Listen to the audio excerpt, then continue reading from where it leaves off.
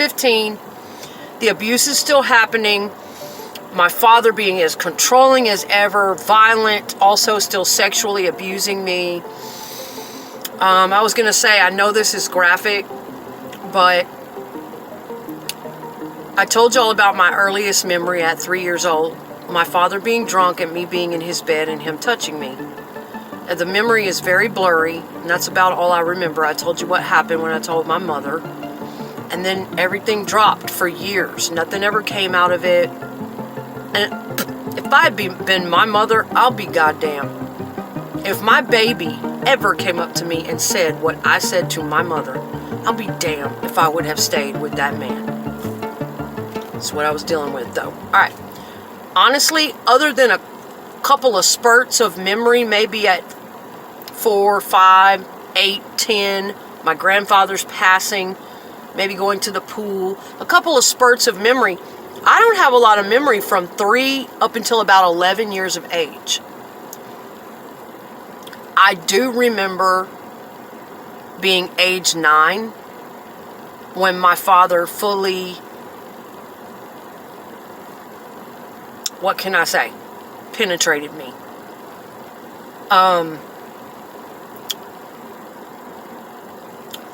And I know that other children may have gone through it in different ways. Other children may have been really hurt violently. There's, I guess, different ways that these things happen to people. But the way I remember my father doing this to me, he didn't want to get caught. So he was very careful about the way he did this to me. And I ask myself all the time, even though I've had a lot of therapy in the past, I did get court appointed to a therapist at 14. I just spoke with her today. I, off and on over the years, she's like God to me. She's helped me through so much. Okay, but not to get off track. We're getting on to the point where he ends up going to prison, but I just want to get these few things in because I feel like it's part of the story. I just remember him being very careful.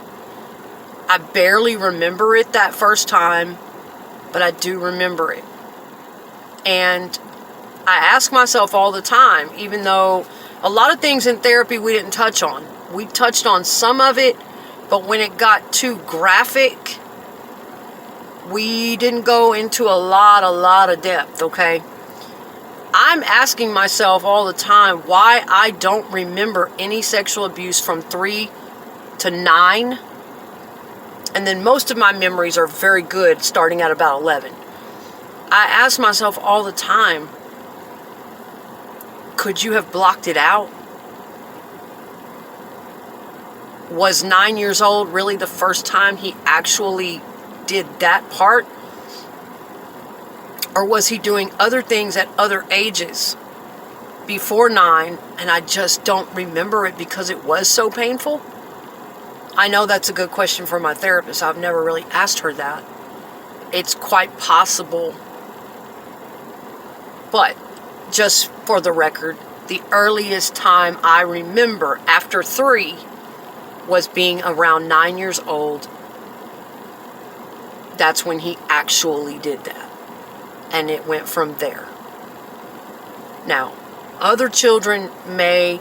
My father, I told you, he was a very manipulative mix of loving, comforting, gentle, mothering, and could be very violent, beat you down all across the house, whatever, rip you out of bed.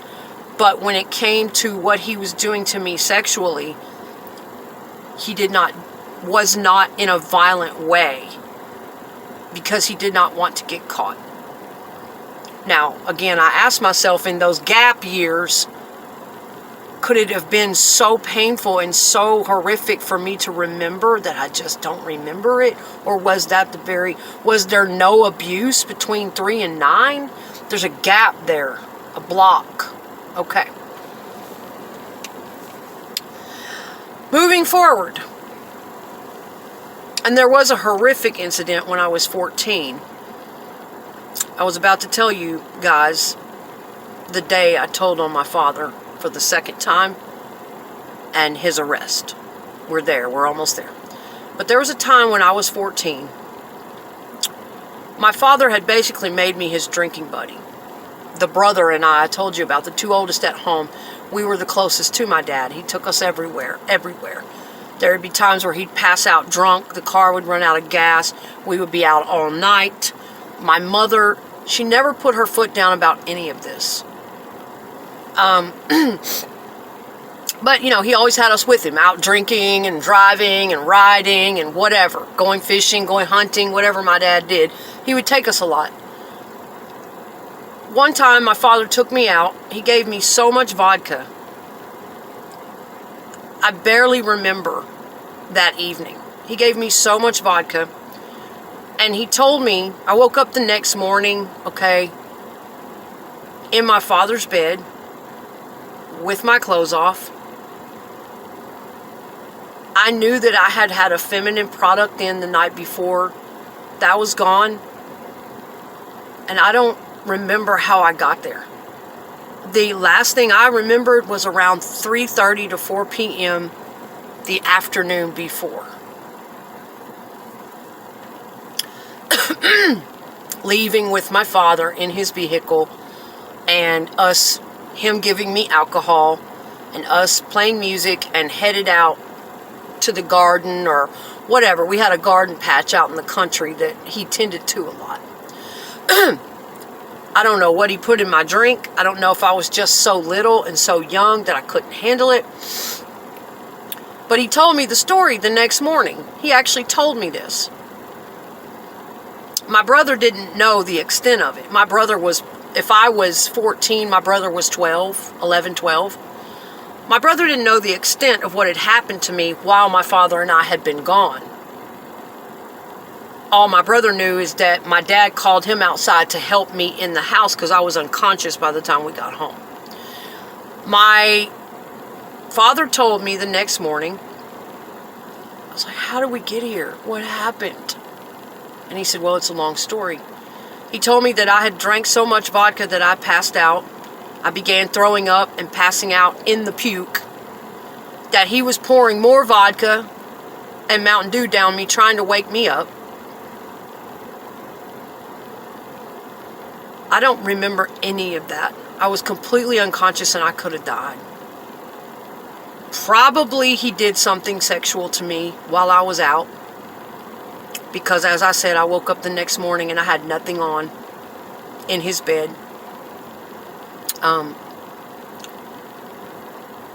And he said that he didn't tell me anything he did to me. He didn't say any of that. But I know how I woke up. And he told me, he said, when we got home, I didn't want your mother to know. He said, so I got your brother to come out. He said, you were walking and talking, but you were completely out of it. And he said, you were beginning to turn blue around the mouth. So I laid you down and put a cold rag on your head, and that's what happened. That's how you got here. And I thought, oh my God. Wow. And living in a sick, twisted, abusive family like that, you just have to go on to the next minute. You can't stop really to think much about, you fucking bastard. You can't even get mad at your abuser at that age. That's all you have to depend on. You're terrified to even think about it. You have to block it out and go right on to the next thing. Oh fuck, when's the next chance I can run away from here? Where are my friends? When can I get the fuck out of here? That's all you can do is go into denial. Block it out. And I used to be very good at that, but not at this age. I'm not doing that anymore. That's why it's so important for me to speak up, speak out, be assertive, not tolerate any type of abuse, and be firm on those kind of things because of all I suffered in the past. How they trained me, conditioned me, groomed me, programmed me, had me down for so long. It is important for me not to protect that, it's important for me to speak about it. These are things that I have carried for years. I've never told anyone. about that incident, especially at 14. I've always just given a quick overview. I was abused. I was molested. Just like that. Okay. Anyway, now when I think back about that incident, and my brother said, yes, you were turning blue around, and I'm thinking, I could have died. I could have never woken up. My own father could have killed me. And you know, I never got to go confront him about this. He's been dead since 2012. He and I had kind of a estranged, okay-ish relationship before he passed. I'll do another video about that, the tail end of all this one day. He would call and ask my forgiveness almost every day the year before he died. But I never got to confront him about any of this, really. I had to have therapy. I did it all in therapy. My mother, no. I've gotten angry with her. I've confronted her about things on her behalf. But as far as getting into the graphics of what I endured with my father, I've never told her, confronted her, gone into it with her, because my mother's so checked out anyway. She was extremely traumatized after he went to prison. I don't know if she could take it. There was a lot of anger there with her for years, but I deal with it mostly in therapy or wherever I have to. So, anyway, that happened to me, and it's one of the most horrific memories I have with my father. So anyway, moving on. I turned 15. I'd gotten enough of it. I was in this tangled web of back and forth and here and there and trapped at home again, and I was scared. I didn't know what move to make. Scared to go up against him. Scared to tell anybody the real truth once and for all. Didn't know if they would believe me. Didn't know what the hell. And here's my mother sitting here beside me like some cartoon character. Huh? What? She's not even tuning into her own daughter.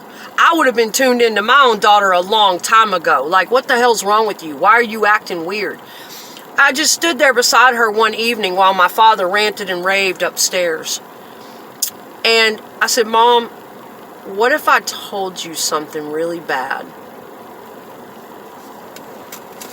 And, which I had already told one time before, not her directly, but I'd already had this in court one time before. But she was in such denial. She never heard the actual truth come from me. She thought it was all a joke, a lie. He had her convinced that. And I wanted to tell her so bad. All I could say is, Mom, you need to do something about him. And I started to tell her what he'd been doing to me, but I didn't. Because somehow in the back of my mind, I knew she couldn't help me. And that she was a fucking coward. She was scared too. She was being abused too. She wasn't going to go up against him. And she was also a narcissist who basically would sacrifice me for him or probably sit there and play stupid. Huh? What do you mean? That's kind of what her response was to me. I've never been able to depend on her to connect, to get it. And when a child is little like that or young like that, we, the parents, we're supposed to be tuned into their wavelength. They're not supposed to have to stumble over themselves to get it out. We're supposed to know. We're supposed to ask them. We're supposed to pick up on it right then. What's going on? What? Is there something you need to tell me? Make it safe for them to tell us. Hey, I'm here. Go ahead and tell me. I've got you.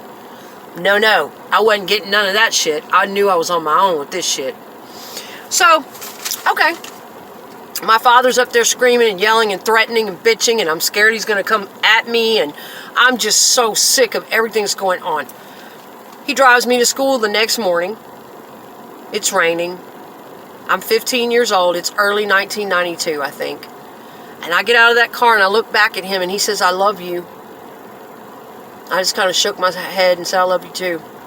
And I remember looking back at him for that last time thinking, you're fucking done.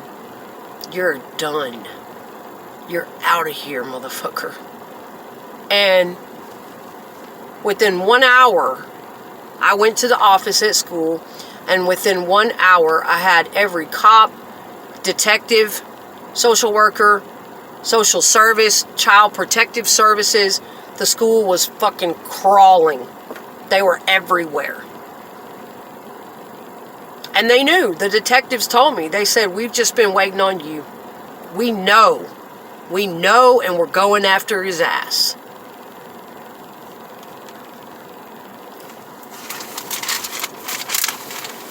And so they took me immediately to temporary shelter, not back home, which I ran that night. I mean, I was already so screwed up, I wasn't staying in any of their shelters or programs or any of that. I just wanted justice. I wanted out of this shit. And at that time, I wasn't as evolved yet, thinking, oh my God, it's going to go on, it's going to carry on to other people, it's going to this, it's going to that. I just wanted the fuck out. I was a fucked up kid, and I wanted out. I don't know where I went. I ran, met up with some friends down south, and went on about my business. And somehow, they put him in jail for a bit, and then they let him out to await trial. And he comes down to get me. Somehow he finds out where I am, shows up to get me, does this manipulative act, and I'm still back and forth, very, very angry with my father, but at the same time afraid of my father, and at the same time twisted up and easily manipulated by my father because I still love my father. It's very hard to understand trauma like that, especially when it's your parent. You will be very confused about how you feel about them.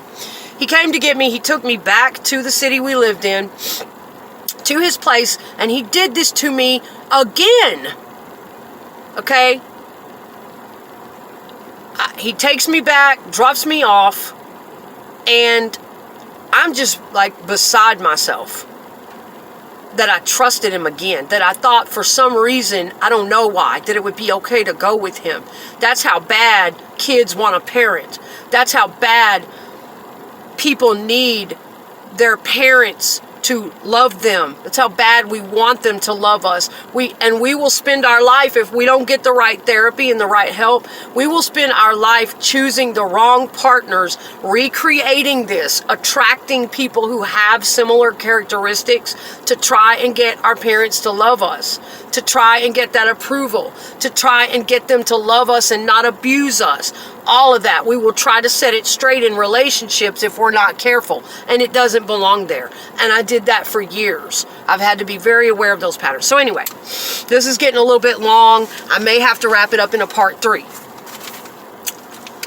Okay, I'm down south, and a few months later, I hear that they didn't need me to even come to court this time. They convicted him. They have him in custody again. He's waiting in the county jail, and they are going to he's just waiting to be shipped off to prison. He has been convicted. They didn't need me to come back to court, thank God. And they charged him with incest, and he had another conviction on his back, a probation revocation of some kind, a traffic, where he got up behind a car and pushed him down a major highway. Crazy ass story. My brother and I were in the car. I'll tell that story in another video. But they convicted him vehicular assault or something like that, and incest. He got 5 years for both of those charges, and he never left diagnostic. He stayed in a special protective custody deal for child molesters. And he was there in that program. It was a special program for 5 years. And then they let him out. I was 20 years old when he got out, and I was having my first baby. We didn't have a lot to do with each other. We were pretty estranged over the years. Kind of an odd thing, not very close, but he would call me every so often and ask my forgiveness. And, it's hard when it's your parents. I wanted to be furious, and was for years, with both of my parents, but I also loved them and wanted to somehow forgive them. It's a very tormenting thing to kind of live with.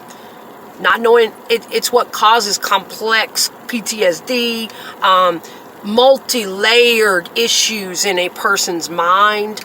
I have to work really hard at this stuff. I've had to work really hard most of my life to kind of cope with it and deal with it. But you can. My therapist once told me, she said, I'm surprised you're even alive.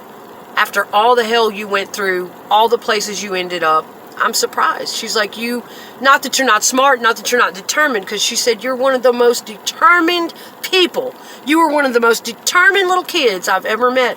So she's like, but still, it's surprising all that you've lived through. But it can be done. It can be done.